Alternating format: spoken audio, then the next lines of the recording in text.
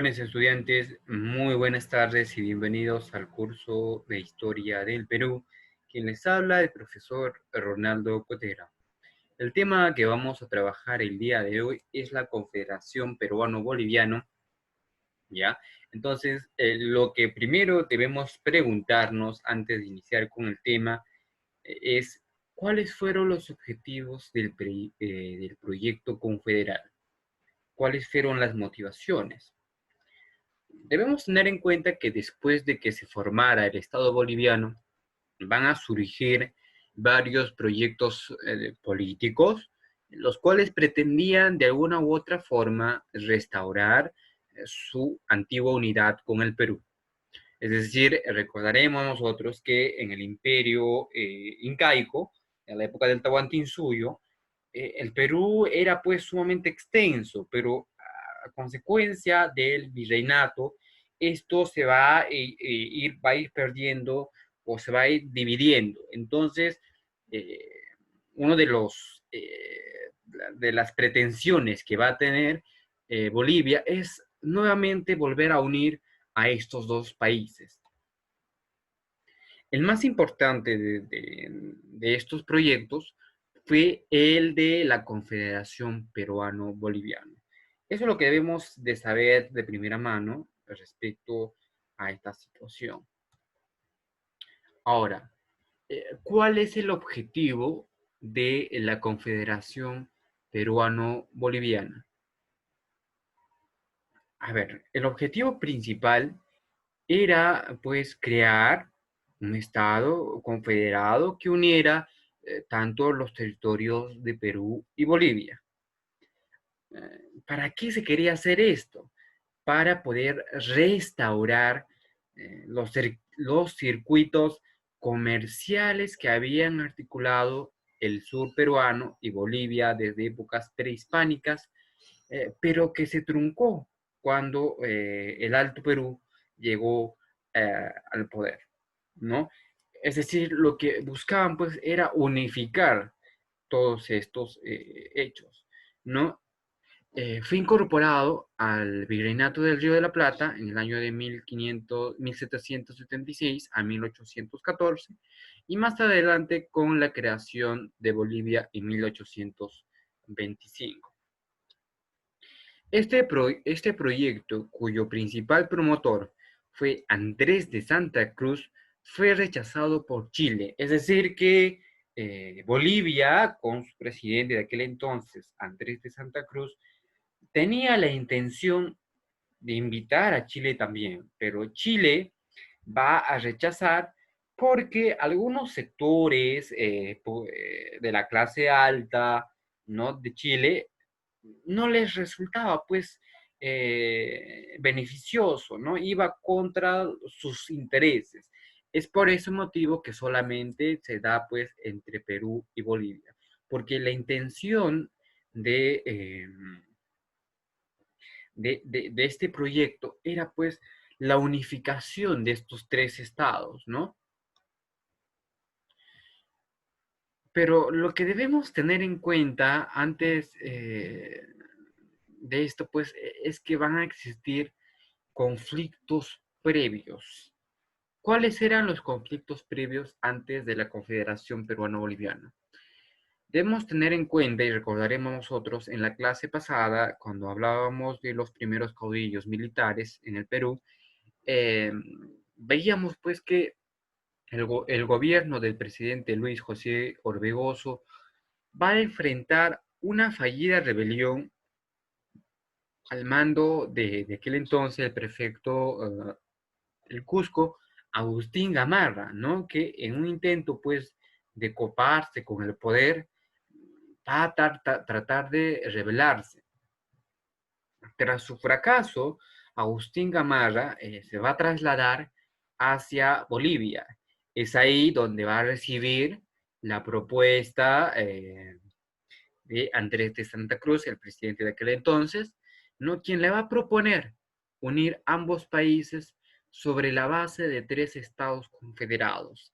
Es decir, que Andrés de Santa Cruz le propuso a Agustín Gamarra la unión de Perú y Bolivia, pero con tres estados. ¿Cuáles eran esos tres estados? El estado norperuano, el estado surperuano y el estado boliviano. Esos eran pues los tres estados confederados que se había propuesto en un inicio. Gamarra y Santa Cruz dieron el primer paso invadiendo el Cusco. Entonces, uno de los principales hechos que va a suscitarse antes de la Confederación Peruano-Boliviana, pues es entonces la invasión al Cusco, ¿no? Van a invadir al Cusco y además recordaremos nosotros, como Agustín Gamarra tenía mucha popularidad y además fue prefecto del Cusco, tenía de alguna u otra forma cierto pues simpatía con los pobladores, ¿no? Entonces va a contar también con el apoyo de la población del Cusco. Mientras en Lima el presidente Orbegoso va a ser pues destituido por el general Felipe Santiago Salaverry, enemigo de Gamarra. Orbegoso va a negociar secretamente con Santa Cruz, es decir, va a negociar a espaldas de Gamarra. Gamarra no estaba enterado, porque recordemos que los socios inicialmente eran Gamarra y Santa Cruz. Pero cuando Orbegoso es destituido por Salaverry, Orbegoso va a ir a con Santa Cruz y va a negociar secretamente, ¿no? Para que el ejército del general boliviano ocupara el Perú. Es decir, para que Bolivia invadiera el Perú. Y de esa forma, pues, le devolviera la presidencia, mientras que Orbegoso reconocía la creación de los tres estados de la Confederación. Es decir, que Orbegoso le va a plantear a Andrés de Santa Cruz, mira, le dice esto: si tú me ayudas a devolverme la presidencia del Perú, yo reconoceré la creación de los tres estados confederados. Es decir, estaba aceptando. Y esto pues no le había comunicado a Agustín Gamarra. Entonces, esta alianza va a provocar que Gamarra se retira, ¿no? Va a retirar su apoyo al presidente de Bolivia y se aliara con Salaverry. Entonces, vamos viendo pues que van cambiando, ¿no? De bando. Veíamos que al principio Gamarra y Santa Cruz querían pues, o habían invadido lo que venía a ser el Cusco, pero después, como Orbegoso había perdido el poder, este va a ir pues en Santa Cruz y va a negociar secretamente, ¿no? Para que le devuelva nuevamente la presidencia del Perú. Entonces a Gamarra esto pues no le gustó, no le agradó y Gamarra se va a aliar ¿con quién? Con Salaverry. Tras ser derrotado en la batalla de Yanacocha por las tropas de Santa Cruz, Gamarra huyó hacia Lima, pero allí fue desterrado por los partidarios de Salaverry. Debemos tener en cuenta que los partidarios de Salaverry no lo veían pues con buenos ojos a Agustín Gamarra, porque era una persona, como les había mencionado, que cambiaba de bando según su conveniencia, y al parecer a eso no les gustó a los partidarios de Salaverry. Por su parte, Salaverry también va a ser vencido por Santa Cruz en la batalla de Sucobaya y va a ser fusilado junto a sus partidarios en la Plaza de Armas de Arequipa el 18 de febrero de 1836. Es decir, que vamos viendo que tanto Santiago Salaverry como Agustín Gamarra van a perder. Salaverry va a perder en Arequipa, mientras que Agustín Gamarra va a perder en la batalla de Yanacocha. Entonces, vamos a ver pues que la alianza entre Salaverry y Gamarra no va a ser productífera o no va a ser fructífera, ¿no? Entonces, Santa Cruz, de alguna u otra forma, ¿no? Va a pasar a lo que viene a ser al Estado confederal, ¿no? ¿Qué es el Estado confederal? El Estado confederal se da después de la victoria de las fuerzas confederadas Orbegoso y Santa Cruz convocan a 3 asambleas para oficializar la asamblea de Sicuani, ¿no? Que estaba integrados por los departamentos de Arequipa, de Ayacucho, Cusco y Puno. Y se convirtió más tarde pues en el estado surperuano. Es decir que el estado surperuano era los 4 departamentos, ¿ya? El arequipeño Pío Tristán fue designado como presidente del estado surperuano. Y también se va a dar lo que es la asamblea de Huaura. La asamblea de Huaura va a estar compuesta por Lima, Amazonas, Junín, La Libertad, y se va a convertir en el estado norperuano. Y esta pues va a asumir la presidencia el señor Luis José de Orbegoso, ¿no? Como ya les había mencionado, él tenía pues la ambición de quedarse en el poder en la ciudad de Lima. Y finalmente encontramos lo que viene a ser la asamblea de Tapacari, perdón, que estaba formada por los departamentos de La Paz, de Chuquisaca, y va a representar al Estado boliviano bajo la presidencia del señor Andrés de Santa Cruz. Entonces van quedando esas 3 asambleas. Primera, la asamblea Sicuani, que es el Estado surperuano. La asamblea de Huaura, que es el Estado norperuano. Y la asamblea de Tapacari, que es el Estado boliviano. El Estado Sicuani va a ocupar 4 departamentos, o el Estado surperuano, departamento de Arequipa, Ayacucho, Cusco y Puno. Mientras que el Estado norperuano va a ocupar lo que viene a ser la ciudad de Lima, Amazonas, Junín y La Libertad. Y la asamblea, pues, de Teapacari, que va a estar conformada por el Estado boliviano, va a conformar los departamentos de La Paz y de Chuquisaca. La Confederación fue oficialmente establecida el 28 de octubre de 1936, donde posteriormente se discutió la estructura del nuevo Estado y la redacción de la nueva Constitución en el Congreso de Tacna en el año de 1837. Y ahí vemos en el mapa cómo queda subdividido, ¿no? El mapa. Es decir, que va a abarcar todos esos territorios. Ahí vemos el estado norperuano, el estado surperuano, el estado boliviano.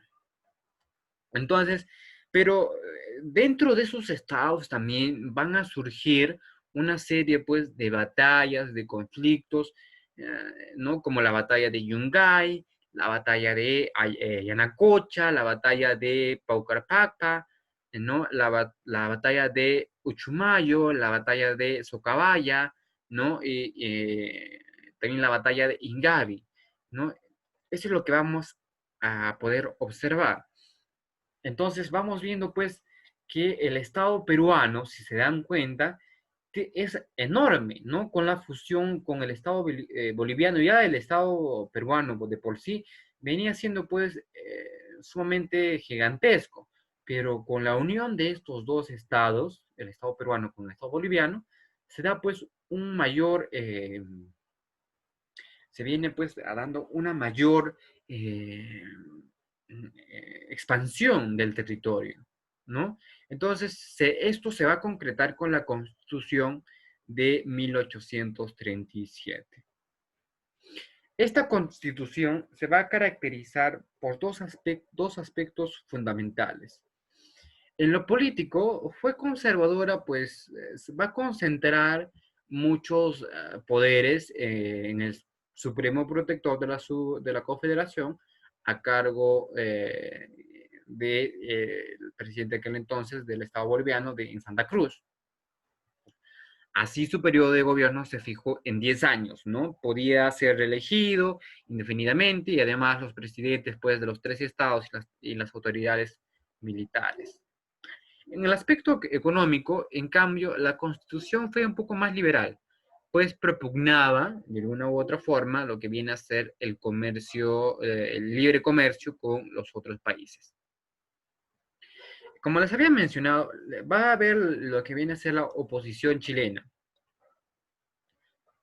Con el propósito de acabar con la Confederación, Chile va a enviar lo que viene a ser la primera expedición restauradora al Perú, bajo el mando de Manuel Blanco Encalada, que fue derrotado en Paucarpata, ¿no? En Arequipa. Ahí justamente en el mapa, cuando les mencionaba, ahí veíamos la batalla, ¿no? Y la segunda expedición chilena, liderada por Manuel Bulnes, ¿no? Contó con el apoyo decisivo de los inmigrados, nombre que se le dio pues al sector de la oposición peruana, que guiaron pues a los ejércitos chilenos en el territorio peruano. De esa forma se logra pues la derrota definitiva de Santa Cruz en la batalla de Yungay el 20 de enero de 1839. De esta forma pues llega el fin de la Confederación, que va a ser pues frustrado por el proyecto de Santa Cruz. Gamarra asumió la presidencia del Perú, intentó acabar con un movimiento que se había generado en Bolivia a favor de Santa Cruz.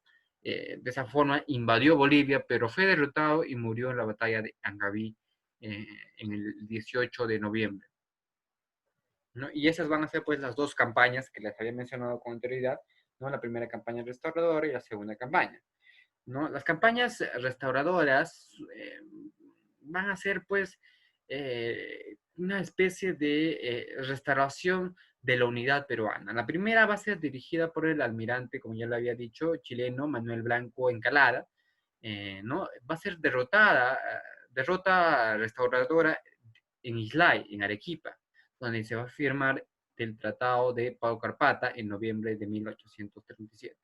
La segunda campaña restauradora fue dirigida por el general chileno Manuel Bulnes y Agustín Gamarra, ¿no? Donde va a derrotar la Confederación en la batalla por la portada de Guía, en la ciudad de Lima, ¿no? Triunfo final y de la restauración en Yungay el 20 de enero de 1839. Bueno chicos, hasta aquí la clase del día de hoy. Espero que les haya gustado. Nos estaremos viendo en la siguiente clase.